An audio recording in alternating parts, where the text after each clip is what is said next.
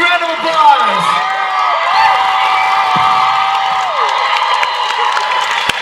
Wow. Hi everyone. Welcome. Thank you so much.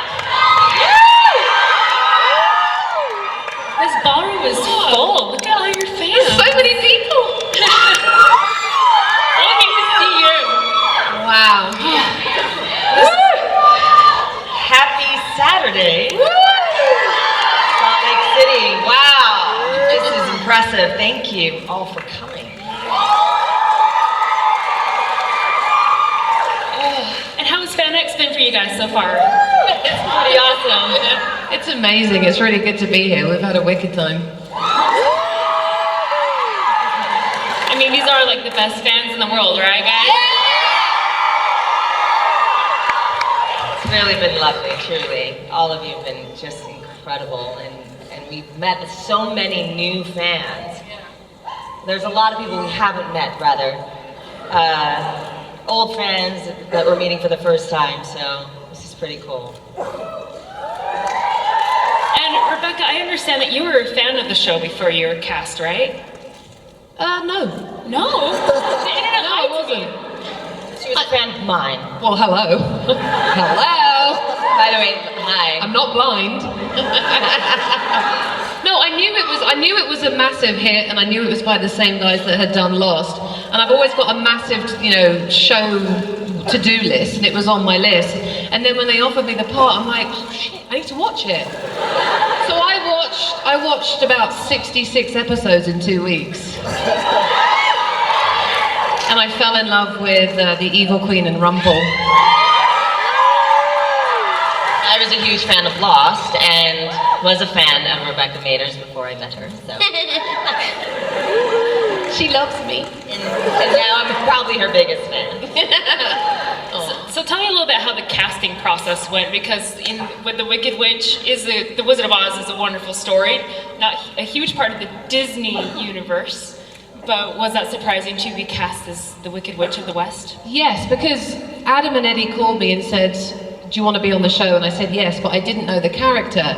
So my husband and I went out for a curry that night and spent the whole dinner Googling Disney mean people, Disney villains, because I'm like, I'm obviously going to be horrible, because I always play someone mean. But so I never realised what it was going to be, because obviously the Wicked Witch of the West isn't a Disney character. So I was really shocked when they told me the next day. And Lana, did you always, when you were cast, did you know that your character would have such a story arc and going from the Wicked Queen to the Good Queen? Did you know that was going to happen early on? I had no idea, but I had one friend who's psychic who predicted it before the pilot even filmed. And she said, oh, you're going to end up like the Snow White character at the very end of the series. I can feel it. And I was like, that's just crazy. That's never going to happen. Surprise. Awesome. Well, we have some more fans that want to ask some questions. Here we go.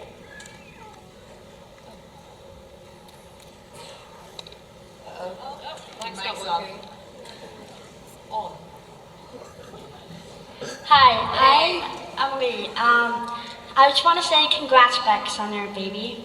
And then I was wondering, so you guys were both on Lost, and so I was wondering, like, were you guys friends from Lost, or like, did you become friends just from Once Upon a Time, or like, how did that work? Did we become friends on Lost or on Lost? Like, you guys were both on Lost? Yeah, we didn't meet on Lost. We were in different seasons. Were you on it before me? You were in season 3, weren't you? I was in season 3. And then I came along in season 4. I actually met Lana at get comfy. Once upon a time, I went to a friend's house to watch a pilot that I had done in 2011. And then they decided to put on a different pilot because it was someone else's pilot that was there, and it was Once Upon a Time. And I started watching it, and I'm like, oh no, it's better than mine. And it was so much better than mine. And you were there, she was there, Ginny was there.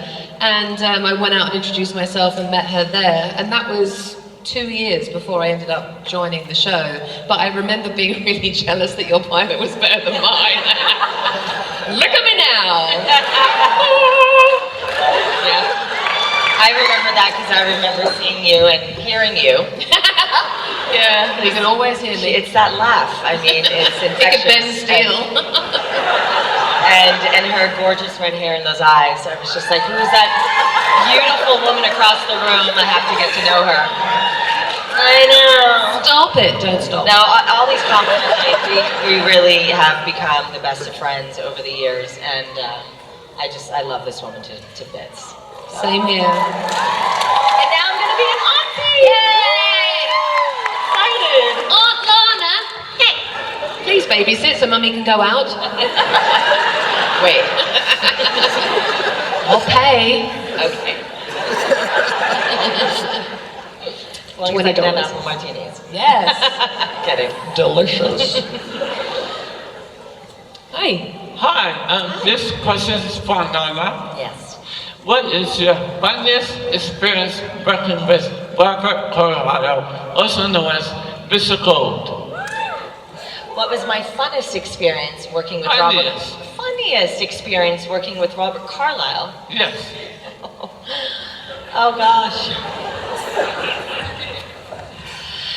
Robert is not one to pull pranks or really be silly on set. He's just not that guy. But he was in a particular mood when we were filming The Queens of Darkness. That whole arc, and we were in that cabin, and we were doing this really dramatic scene. He would exit, and then I was still inside the cabin, and then I would exit and then have to re-enter. And every time I exited, he was standing on the side, and he was doing the most ridiculous things and being the goofiest Robert I've ever seen in my life. And I was laughing so hard, but then I had to go back in and continue the scene, and I didn't succeed. I was just in tears. So it was the first time I saw the clown in Mr. Carlyle, which no one really gets to see often. Did he love wearing all that glitter on his face? Yeah, he loved it. Yeah, I did. He actually loved playing Rumpel more than anything.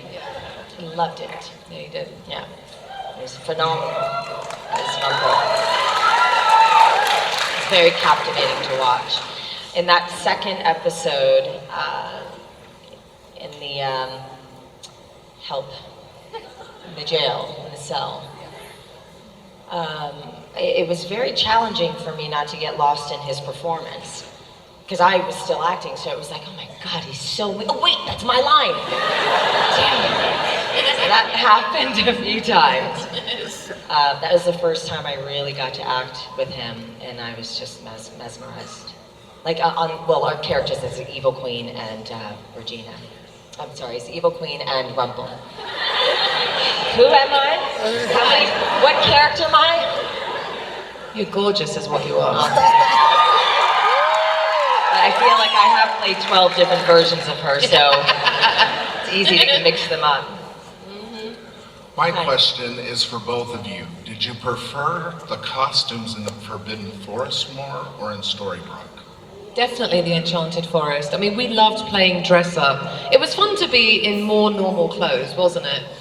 But, I mean, the most comfortable Lana and I ever were was when we were in season 7 Yes. and we were Ronnie and Kelly because we got to wear jeans. I mean, we were like, whoa, look, we're in jeans, Lana. She's like, I know. We were so comfortable. It was so weird. But I think wearing the fantastical costumes that Eduardo Castro made and being full Evil Queen and full Wicked Witch, I know that was the most fantastical, magical for us, wasn't it? I loved it. It was literally a transformation. Once you put that costume on, it was like, I'm her. All of a sudden, it was just like, oh, there she is. I miss that. Yeah. We should do it at home. The thing is, we can. Oops. What are you doing next Saturday night? Oh my God, I know what we're doing next weekend. Halloween every third Saturday in our house. Yeah. Hello. Hi. guys. Love your earrings. Oh, thank you. I just want to say I love you both, and my question is for you, Lana. And But before I ask it, there's something I have to tell you. Could you step a little bit closer to the microphone, Yeah. please? Thank you. Yeah. But there's something I have to tell you. As we all know, you want to play Catwoman. Yes, I would love to play Catwoman. Well, on the IMBD website, there's a poll for who would get to play her, and you are the top pick. Oh, wow. And my question was, what was your favorite scene to film in Swingtown? My favorite episode, something's playing loudly over there, sorry, I was distracted. My favorite episode from Swingtown, which was, Well, your favorite scene to film in it. my favorite, oh God, you know, probably in the 13th episode when Tom and Trina were on the beach and they were having this big beach party and she says, we're pregnant.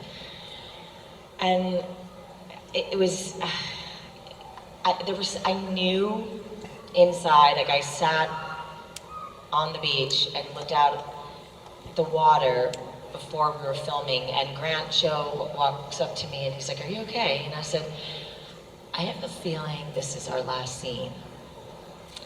And he's like, no, don't say that. I said, I don't want it to be true, but I'm feeling that. And I didn't want it to be true because I really loved that show. And I wanted to see where they would end up. And, but it touched me so deeply, and that scene was so beautifully written. The whole series was so beautifully written. But it did something to me as the actor playing her, that I actually learned something creatively in that moment. And I did that scene with Grant. It's probably one of my favorite scenes I've ever filmed in my career. Yeah.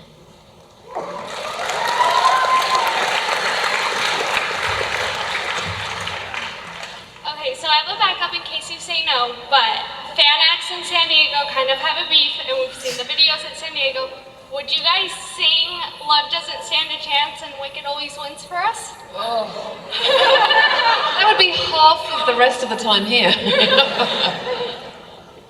The whole song. I don't know if we can right now, but I thank you. We were talking about that actually on our way here, thinking like, gosh, I don't even know what my words are anymore. I honestly, I haven't listened to the song in so long. And in flight, Rebecca goes, well, I have it. And I said, well, I have it. Oh, I don't have it. She hadn't downloaded it. So then I listened to it, and I went, oh, it's not so bad. It's actually a pretty cool song, but I don't know if we can sing it right now. But I don't even remember the words. But thank you. Do you have another question? I do. Please. Oh, okay. Oh, sorry. I guess that was that. Hi. Hi. And once upon a time, was it ever awkward for you guys having to cast spells that weren't really there? And did you ever have anything on set to help you visualize what was actually coming out of your hands? Often, yes. But you just kind of revert to that childlike imagination. You know, it's fun. And I guess as an actor, that part of your brain has to be very much exercised, because often you are fighting these abdominal snowmen that are bigger than you can ever imagine, or these crazy flying monkeys, or anything, ghosts, etc. It's a bit strange, but you get used to it. I mean, we have to pretend so much anyway as actors, even if you're not doing a fantasy show with fake monkeys and broomsticks flying around you that aren't really there, because you know, when the cameras are on us, there's about 100 people behind the cameras going. You know, sometimes you'll look out and you see someone from the props department on Facebook eating soup, and you're like, that's not distracting. Thanks a lot. I mean, there's so many people. It would be like doing a scene in front of all of you lot. So we have to pretend so many things all at once. So it's sort of like pretending that there's fireballs and pretending that there's monkeys and dogs. It really stretched your imagination, and it was really fun. It was like being a kid again, wasn't it? Yeah. Or having magic shoot out of your palms. Yeah. Hello. Hi. My question is, if you change your character in the show, or would you stay the character that you are, and why? I think I would definitely never want to be anybody else but me. And also, I wouldn't want to be anybody else because I don't think I could do it better. And I think that was the best thing about the show, was that the casting was so good that there wouldn't have been a better Rumpel, there wouldn't have been a better Evil Queen. We all were perfectly cast for those roles that I can't imagine anybody else playing them. I wouldn't even want to try, and I would not want anybody to try and be me. Watch out! Yeah, I'm with Rebecca on that one. I do not want to play any other character than Evil Queen, Regina, all the other versions of her. Wait a second, I feel like I kind of did. Yeah, I was really fortunate because I feel like my character, out of most of them, had the opportunity to play so many different versions, because she was always like disguising herself to be somebody else and shape-shifting and doing fun things like that. So no, I love the Evil Queen Regina, and I wouldn't want to play any other character on that show but that one. B to the Q. Hello. Hi. So my question is, what is your favorite, what was your favorite what was your favorite season of Once Upon a Time?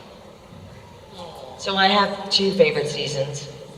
One is the first season, for all the reasons that it's new and everyone's in it and experiencing this for the first time, and you are discovering who these characters are and trying on these clothes and trying to find how does she walk, how does she sound. And then my other one is the third season. Is that because I came along? Partially. Yes, it's a huge reason, actually, and that's the truth. That was a fun thing for us to play, yeah. Yeah. That's the exact same answer as mine. I think my favourite is the first season, which is weird because I'm not in it. But it was just the setting up of it. It was so the fairy tale-ness of it all that I got so swept up in it, and I was like, oh my God, I can't believe I get to be on this show. And then that whole arc of me coming along in season 3 and what we got to do together was amazing. All the sister scenes were magic for us. I loved it. I did too. Thank you. How was that family dynamic when coming on set? Did it instantly happen, or did it take time? Because you all just look like you have such a great time working together and play the characters so well. Thank you. Yeah, it was fun. I mean, we were up against a lot of challenges, and I would say the biggest was weather. The weather was just awful at times. It rains 260 days out of the year in Vancouver, so often there was sideways rain smacking us in the face during really emotional scenes, and you're like, ah! Well, at least I don't have to cry, because there's just rain pouring down my face. That was probably our biggest challenge, and you don't sleep as much, so there's that. Sleep deprivation is a very real thing when you're filming a show like that, because there's so much that takes place. There's so many moving parts. There's so many technical parts. So that was all very challenging as well. But great, and how lucky are we, right? Yeah, these are good problems to have. Amen. Hello. I was wondering if either of you were given any kind of creative influence over your character arcs throughout the story. If we had any?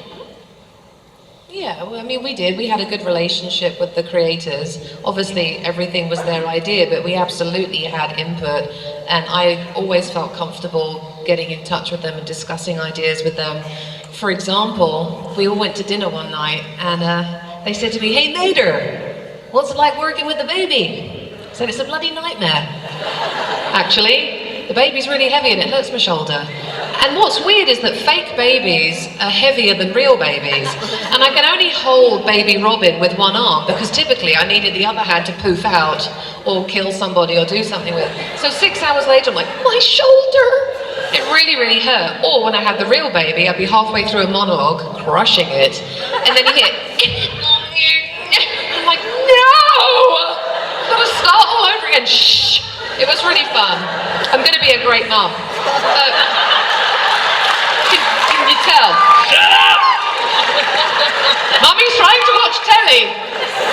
What was I saying? Oh yeah. So I said it was a nightmare working with a baby, and I'm like, hello, I'm sorry. How powerful is Zelina? Can't I just go, you're 21, get a job? And sure enough, next season, she was 21. And I'm like, oh my God, they actually listened to me. So I said to the actress, you're welcome for the job.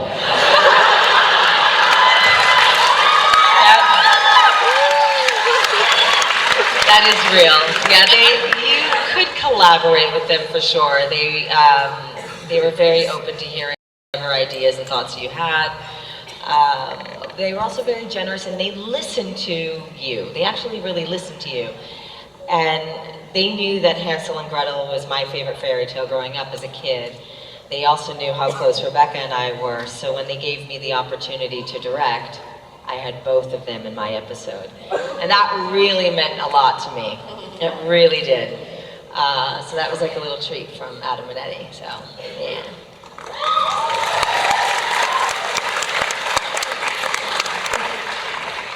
So my question is for both of you. If you can live in any of the fictional fairy tale realms that's portrayed in Once Upon a Time, which would you live in and why? Well, Storybrooke's got a bar and a diner. Enchanted Forest has a tavern. Oh. But where would we eat? Yeah, I feel like... Is there a restaurant? We have magic, baby. Oh, that's true. Magic, A feast. whatever we want. I would pick the Enchanted Forest. Why? Yeah. Because I'm queen.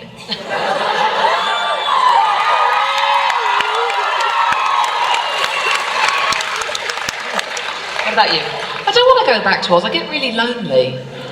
It's like I haven't got any mates there. You're not there. It's We just can live in the lonely. castle in the Enchanted Forest together. We would be doing that anyway. As long as Because we're we try to together, we try to join rooms when we checked into the hotel. Will you be joining rooms, please? They're like, no. We're like, No. I think we would definitely live together in the castle, Enchanted Forest.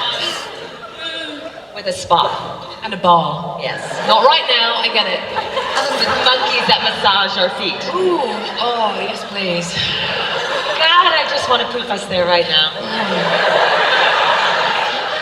Wait, I don't think we ever said poof on screen. we never Oh, said it. so that means when we would just disappear, we would actually call it Poofing in and poofing out. Poofing in and poofing out.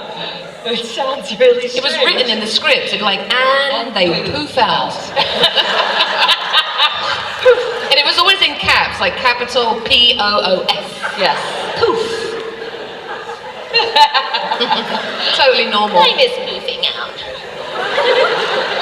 Me too. We could have poofed in here. That would have been fun. God, that'd be easier than walking. Yeah. That was the whole great thing about poofing. Yeah. You didn't have to walk anywhere. But what was funny though was when we actually shot it, like the first day, dude, like, okay, and Zelina poofs out, and you just sort of walk out the scene. And everyone goes, freeze! All right, poof. She walks out, and then unfreeze. Poof, yeah. Oh, memories. Yeah.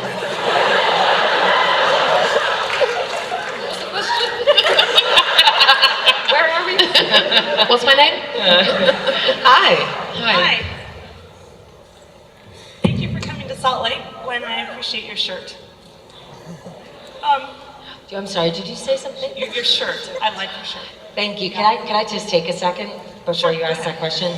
So, just because you brought it up, so it's a good opportunity. So this shirt I bought. It is, we lost a cast member this year. One of our dwarves, Sneezy, gave poof.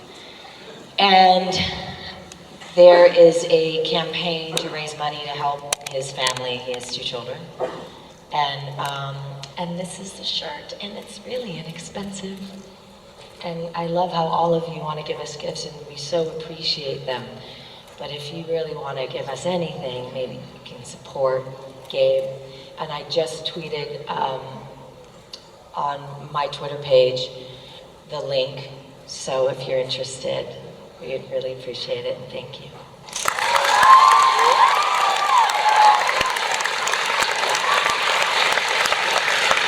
Now I'm emotional and I can't ask my question. Sorry. A few years ago, Kristen Barrowden Stratton, who played Maleficent, came here, and she said that she's guest starred on many shows, but of all of the shows she's been on, by far, leaving the set of Once Upon a Time was the hardest because she felt the cast was so bonded and that everybody really, truly was like family. She was very sad about that. I'm wondering if both of you can tell me what kind of things you did as a cast to bond so well that makes you different from other shows. What can we talk about? I know. Well, I think also it's isolation. You know, you are living in a country that's isn't yours. You don't have your family, your friends, your favorite places to go. It's unfamiliar. Mm-hmm. And so all you have is each other. And so it's an automatic, you know, natural bond. Yeah, when you're on location. And then also an amazing way that we all bonded too was from doing conventions together. That was huge in how we really formed some of our special friendships on the show and going to Europe and stuff like that. And Bex and I actually we have mutual friends. So before the show, it was like, oh, we're of the same tribe. Well, that's easy. Yeah, so that helped. And with some of the other cast members, it was just logistics being there. Yeah, really helped. And also telling these really, you know, bonding stories of family. You start to get closer just by spending so much time together. We end up, when you're on a 1 hour drama television, you spend way more time with the people that you're working with than with your own family. So they become your family. Like you see your husband for like an hour when you get home, if you're lucky, and then the rest of the day, I'm hanging out with this one, you know? Hashtag blessed.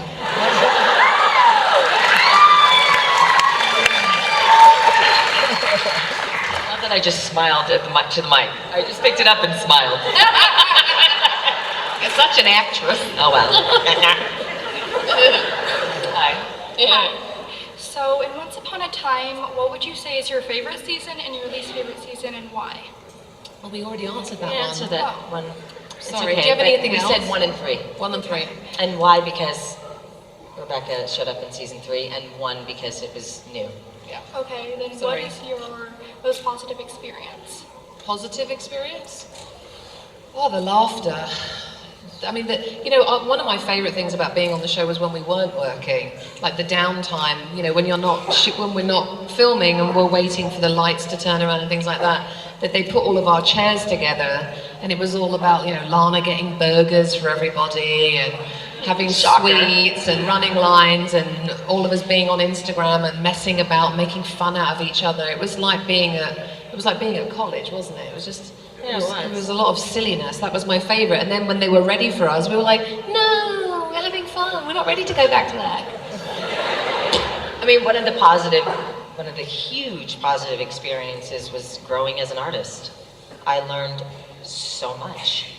I don't know how you can't. If you're there on a set, you're learning how things work technically, cameras. Oh, this was my 7th series, so I've had a lot of experience in television and in the industry, but this one, I really learned so much, and in season 6 especially, playing opposite myself for 17 episodes. I learned how to direct, and so that's a huge positive experience that I was able to walk away with.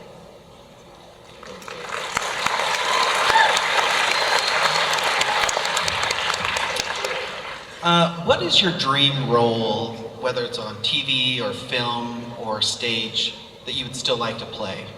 I would love to play Martha from Who's Afraid of Virginia Woolf.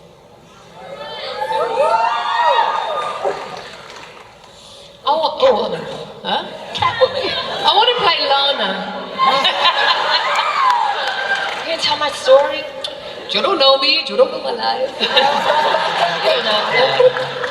You know what? I want to do something really British. I want to go back to England and hang out with my mum and dad when I'm not working, and do something like the next epic Game of Thrones that shoots in the UK, like something iconic and really English and periody, and I get to like beat everybody up and ride around on a horse. I also think it would be really fun for us to do a comedy together. Yeah! Because I don't laugh as much as I do with anyone other than Rebecca. Like, Rebecca, oh my God, we laugh more than we talk. Oh, it hurts. And it hurts, and we cry because we're laughing so hard. But and we find each other hilarious, don't we? They're like, oh my God, we're so funny. But we're so annoying. I think it would be great to do a sitcom together. Yeah. Or I think a sitcom would be really fun to do. Totally. Yeah, let's write it. Yeah. Right. So something like that. And going back to Catwoman, Alana, would you ever use your American Ninja Warrior skills as Catwoman? Would I use American Ninja Warrior?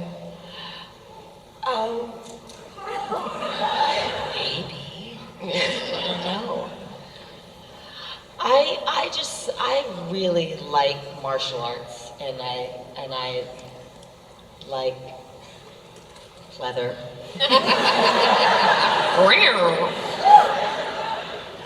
Next question. Next. So the writers of Once Upon a Time have done such a good job of portraying how kind of gray the villains are. They're not just black and white, it's very gray. They struggle between good and evil. Have you related to any of the struggles that your specific characters had gone throughout the show? Yeah, definitely.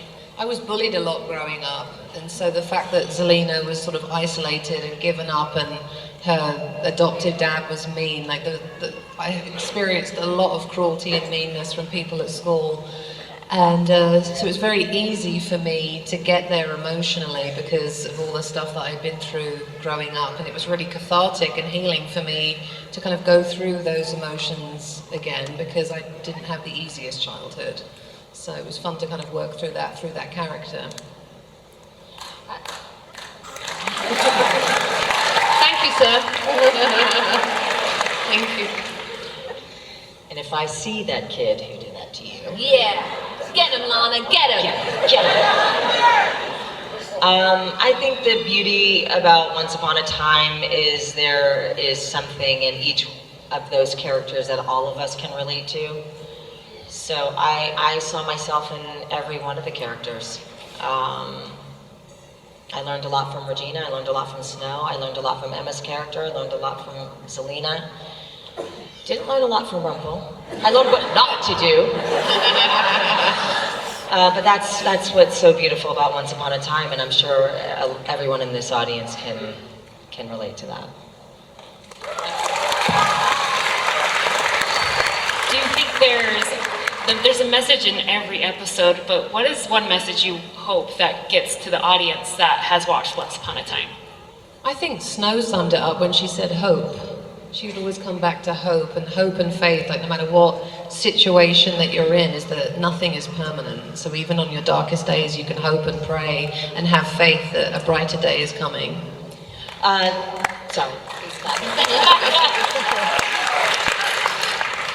The quote, "The only way to overcome fear is to face it." Yeah.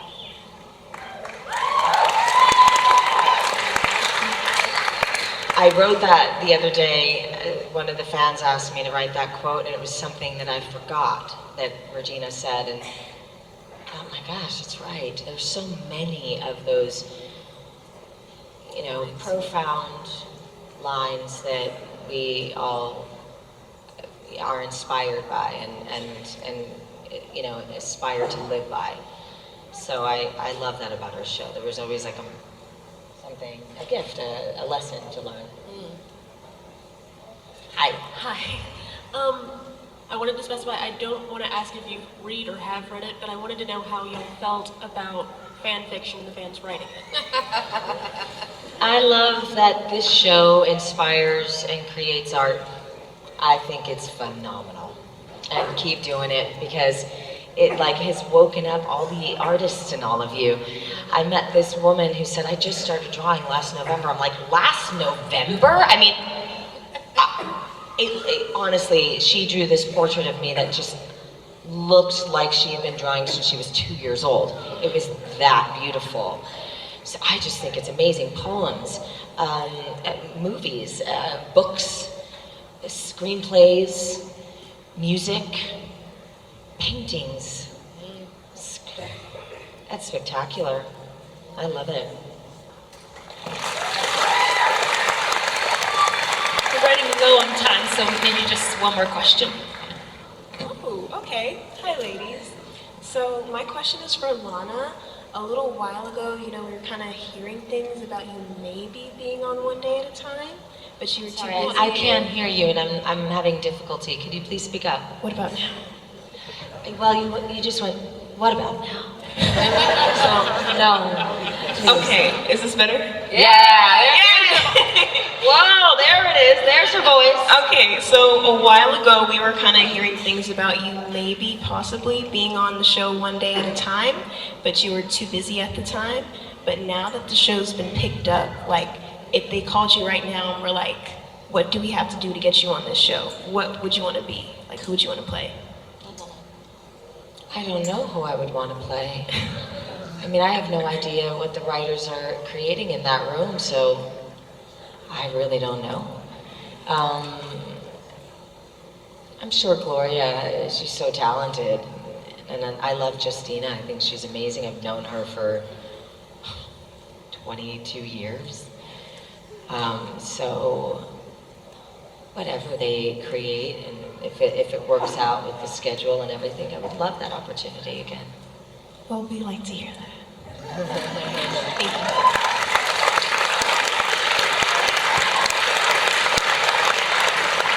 Hi, it's so nice to see you guys again. I just got hired to help the theater departments for my school district, and so this question's for my students. Like, what advice can I take back to them about going into theater? Have fun. Really, have fun. Have fun. So often we forget to have fun, and it is fun. You're playing a role, and I think sometimes actors forget to have a good time. That was a note that an acting coach gave me years ago, and he's like, what's wrong with you? You look bloody miserable.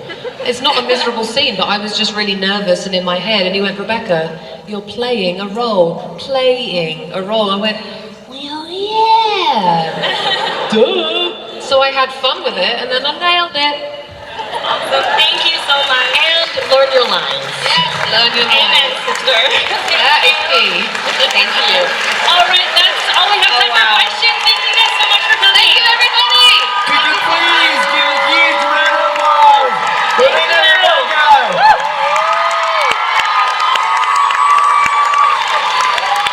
One more time, guys. Give a huge round of applause. We're so happy that they're here.